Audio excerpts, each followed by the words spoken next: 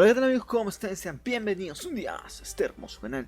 Soy Ned Dixon y hoy traigo Matrix 4, ya que se va a estrenar la cuarta película de la anterior trilogía de Matrix con los mismos personajes. De momento se confirmaron solo dos, pero lo más seguro es que yo creo e intuyo que van a entrar todos o los que aún quieran entrar a Matrix.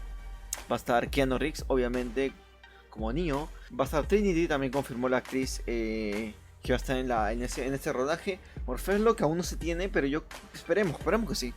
Y vamos a darle una película más de Matrix, tío. Ahora que está muy bien, muy de lleno las redes sociales, yo creo que encajaría más que nunca la Matrix, tío. Como no sabes, un pequeño resumen de esto es que Matrix era que tú estabas en una simulación. Todo lo que tú veías era parte de una simulación que estaba en tu cabeza. Muchos otros dibujos, series, te hicieron mucho tributo a lo que es la Matrix. Muchas otras formas.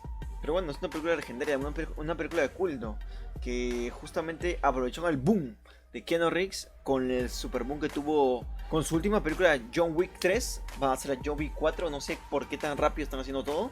Y también la de Matrix, que está interesante volver a esas andanzas, tío. Yo creo que marcó un antes y después en un tipo de ciencia ficción. Pero nada, tío, está súper confirmado. No se tiene ni el tráiler aún. Dicen que lo van a hacer, no hay fecha.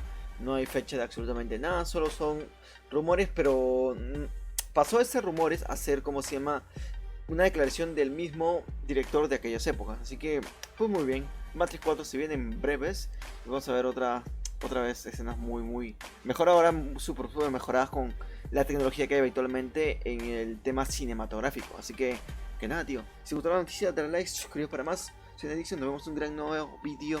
Bye bye, estoy súper cansado y un besito.